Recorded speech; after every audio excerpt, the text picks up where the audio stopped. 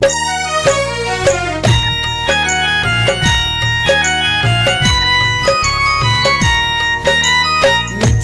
के कला संस्कृति संस्कार के करे उजागर, देश विदेशक समाचार सब घर घर में पहुँचावे। सुनू यही ना झूमू अपन रेडियो अपन तार, सुनू यही ना झूमू अपन रेडियो अपन तार। GH Janaki FM 106 megahertz, GH Janaki FM 106 megahertz, GH Janaki FM 106 megahertz.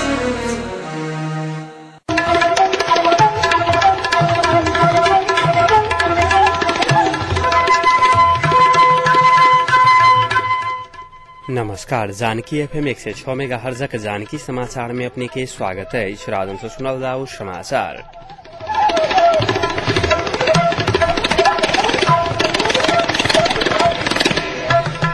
एखनु का मुख्य समाचार।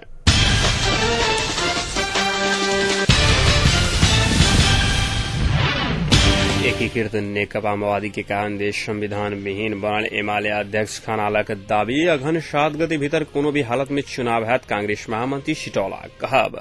रामानंद चौक बम विस्फोट के 1 वर्ष पूरा, दोषी के कार्रवाई नहीं भेल कहत सरकार के चौतरफी आलोचना। आई मई 1 तारीख अंतर्राष्ट्रीय श्रमिक दिवस विविध कार्यक्रम के संग जनकपुर सहित देशभर मनाओल जा रहल।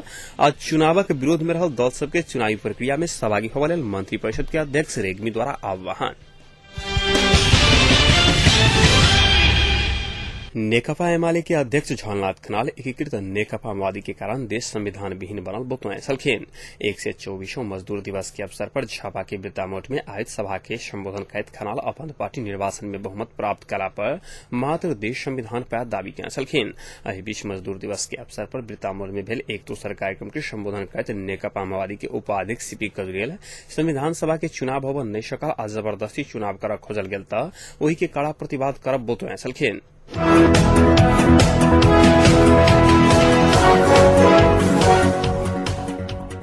नेपाली कांग्रेसक महामंत्री कृष्ण प्रसाद सिटौला अघन 7 गते भीतर संविधान सभा के चुनाव है दावी किया छलखिन। सर्वलाहिक सदरमुकाम मलंगवा स्थित पार्टी कार्यालय में आयोजित भेल कार्यकर्ता भेंटघाट कार्यक्रम में सिटौला चुनाव होवे में विश्वास रहा कार्यकर्ता सबके आश्वासन समेत दिए छलखिन। सदरमुकाम मलंगवा में रहल जिला पार्टी कार्यालय में आयोजित भेल अंतरक्रिया में महामंत्री सिटौला चुनावक तैयारी में लागल सर्वलाहिक पार्टी कार्यकर्ता सबके निर्देशन दिए छलखिन।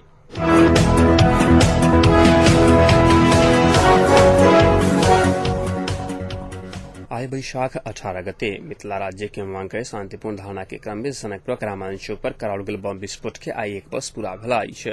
शांतिपूर्ण धारणा के लक्षित कऽ कराओल गेल बम विस्फोट में 5 गोटे के मृत्यु भऽ गेल छल। घटना के 1 वर्ष पूरा भऽ गेलाक बादो घटनाक दोषी ऊपर एखन राज्य कार्रवाई नहीं कऽ सकल। मुख्य योजनाकार सहित घटना में संलग्न व्यक्ति सबके सरकार गिरफ्तार नहीं कऽ सकल कहत पीड़ित परिवार स्थानीय वासी आ मिथिला राज्य संघर्ष समिति के पदाधिकारी गंभीर आपत्ति जौड़लक अछि। घटना के स्मरण में आइ रामानंद चौक पर आयोजन कयल गेल श्रद्धांजलि सभा में अधिकांश वक्ता सब 1 वर्षक बादो दोषी के गिरफ्तार नहीं करब सरकारक उदासीनता रहल बतौए छलखिन। संघर्ष समिति के संयोजक परमेश्वर कापर राज्य के उदासीनता के कारण घटनाक दोषी एखन धरि गिरफ्तार नहीं भऽ सकल बतौए छलखिन। घटना के राज्य दबाव चाहि रहल कापड़ी के आरोप छलनि। बम विस्फोटक घटना में मृत्यु भेल विमल शरण के बेटा राम कुमार राउत गंभीरता के साथ दबाव नहीं देल जा रहा कारण अपराधी सब खुलेआम घूमि रहल आरोप लगाए छलखिन। श्रद्धांजलि सभा में तरुण दल धनुषाक सभापति प्रफुल्ल राज किमरे, आतिश मिश्र, धीरेन्द्र मोहन झा सहित व्यक्ति सब घटनाक दोषी के गिरफ्तार कर आवश्यक कार्रवाई करवा ले राज्य संघ मांग कए छलखिन। घटना में कलाकार रंजू झा, विमल शरण, दीपेंद्र दास, जगरू मंडल आ सुरेश उपाध्याय के मृत्यु आ 62 से अधिक आदमी घायल भेल छै।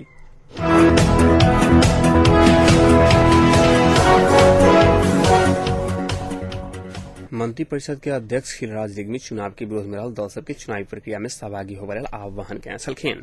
मजदूर दिवस के अवसर पर संदेश सार्वजनिक कए चुनावी प्रक्रिया प्रति अलग धारणा रखनिहार राजनीतिक दल तथा समूह के चुनावी प्रक्रिया में सहभागी होबा लेल रेग्मी आग्रह कए छलखिन। राजनीतिक स्थायित्व के लेल संविधान सभा के गठन मार्फत संविधान निर्माण आ के लेल समावेशी निष्पक्ष जनसहभागिता मूलक स्वच्छ संविधान सभा चुनाव कराबा के लेल सरकार तत्पर रहल रेग्मी के कहब छलनि। नेकपा माओवादी सहितक विभिन्न दल चुनावी प्रक्रिया बहिष्कार कयलाक कारण सरकार वार्ता के पहल शुरू केने छैक। आई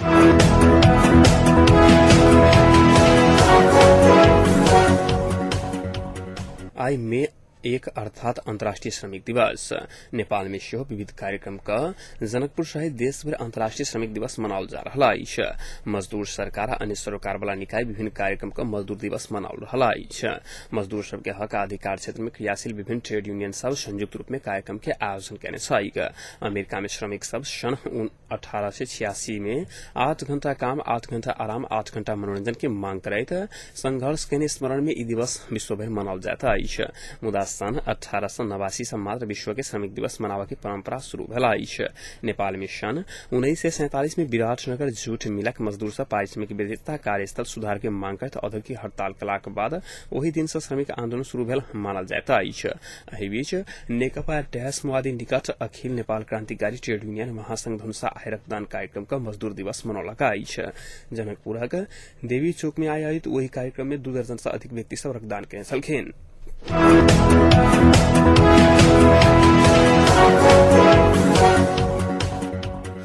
जनकपुर कैंपस चौक में अज्ञात समूहक अपहरण में पड़कर आई एगोटी विद्यार्थी नेता घायल भेल। रामस्वरूप रामसागर बहुमुखी कैंपस में जारी रहल स्नातक दोसर वर्षक परीक्षा द क घर घुरि रहल समय कैंपस के पुस्तकालय नजदीक अज्ञात समूह आक्रमण कलाक बाद राष्ट्रीय समाजवादी निकट समाजवादी विद्यार्थी संघक केंद्रीय सदस्य 24 वर्षक रंजीत झा गंभीर घायल भेल। घायल झा के अनुसार आई दोपहर करीब 3:15 बजे के समय में 6-7 गोटे के समूह में आयल युवक सब अचानक झा के मारपीट करे छल। मारपीटक कारण झा के 2टा दांत टूटल था। माथ में गंभीर चोट लागल। उपचार में संलग्न चिकित्सक सब जानकारी देने छाई। झा के एखन जनकपुर अंचल अस्पताल में उपचार भ रहल अछि।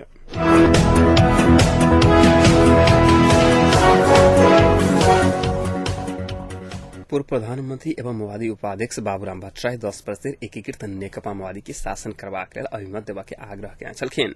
मजदूर दिवस के अवसर पर आई सुनसरी के ठड़ी में आयोजित जनसभा के संबोधन करते माओवादी के 10 वर्ष शासन चलावा के अभिमत भेटल त प्रति व्यक्ति आय $3000 पहुंचबाक भट्टराई आश्वासन देने छलखिन। माओवादी लग मात्र देश चलावा के नेतृत्व आ नीति रहल भट्टराई दावा कयने छलखिन। पुरातन शक्ति एक तरफ आ परिवर्तनकारी शक्ति दोसर तरफ रहलाक कारणे संविधान सभा के विघटन भेलै हुनक कहब छलनि। पुरातन शक्ति राजतंत्र के स्थान पर लेबाक प्रयास कयने भट्टराई बतौने छलखिन। आगामी निर्वाचन में कांग्रेस के नेतृत्व में यथास्थिति आ माओवादी नेतृत्व में परिवर्तनकामी शक्ति ध्रुवीकरण हेतु भट्टराई उल्लेख कयने छलखिन।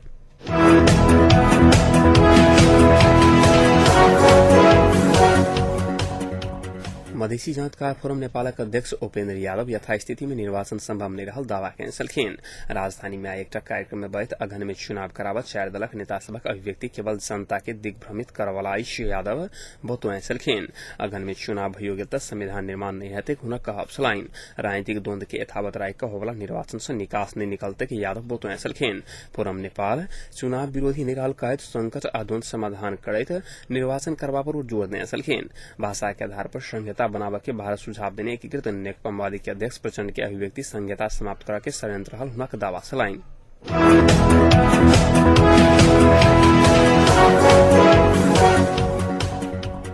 नेपाली कांग्रेसक उपसभापति रामचंद्र पौडेल चुनाव से डरा रहल किछु राजनीतिक शक्ति प्रधान न्यायाधीश नेतृत्व के सरकार के विरोध कर रहल आरोप लगाए छलखिन। सुर्खेत के वीरेन्द्रनगर में आई पत्रकार सब संग बातचीत कर स्वतंत्र न्यायपालिका प्रमुख नेतृत्व में गठित चुनावी सरकार के विरोध करब जनमत से डरनाई रहल पौडेल बतौने छलखिन।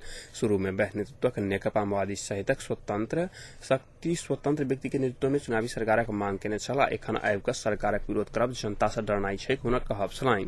स्वच्छ निष्पक्ष आ भयरहित वातावरण में चुनाव सम्पन्न करबा लेल प्रधान न्यायाधीश के सरकारक जिम्मेवारी देल गेल पौडेल बतौने छलखिन। वर्तमान सरकार आगामी अगहन में पहल सप्ताह में स्वच्छ निष्पक्ष आ भयरहित वातावरण में चुनाव सम्पन्न करते हुनक दावा छलनि।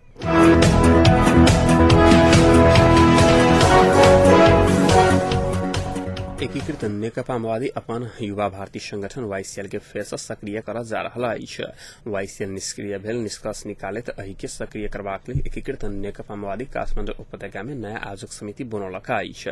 वाईसीएल के सक्रिय करबाक लेल रामप्रसाद सापकोटा के संयोजन में 1 से 9 सदस्यीय नेवा राज्य सम्मेलन आयोजक समिति बनाओल गेल माओवादी जनौलक अछि। एहिसँ पहिने चंद्र बहादुर थापा वाईसीएल के संयोजक छलखिन। आपकी वाईसीएल विगत जकाँ बैरेकीय फोर्स नहीं रहतैक माओवादी के दावा छैक।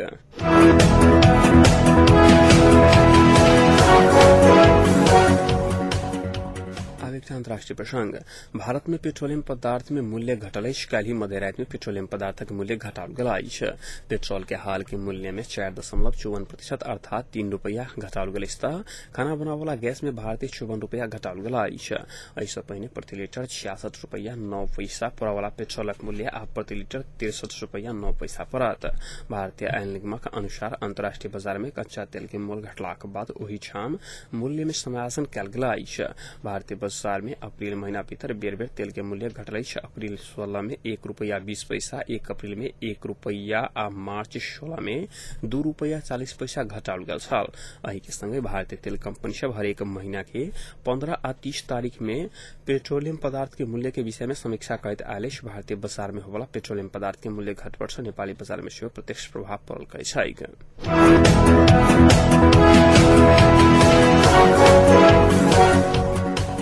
अब तापक्रम एखन सनकपुरक तापक्रम 34 डिग्री सेल्सियस रहल अछि।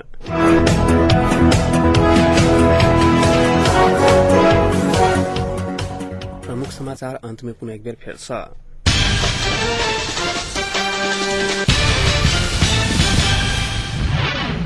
एकीकृत नेकपा माओवादी के कारण देश संविधान विहीन बनल एमाले अध्यक्ष खनालक दावी। अगहन 7 गते भीतर कोनो भी हालत में चुनाव हैत कांग्रेस महामंत्री सिटौला कहब।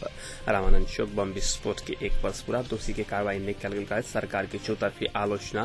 आई मई 1 तारीख अंतर्राष्ट्रीय श्रमिक दिवस विभिन्न कार्यक्रम के संग मनाओल जा रहल। चुनाव के विरोध में रहल दल सब के चुनावी प्रक्रिया में सहभागी हेबाला मंत्री परिषद के अध्यक्ष रेग्मी द्वारा आह्वान।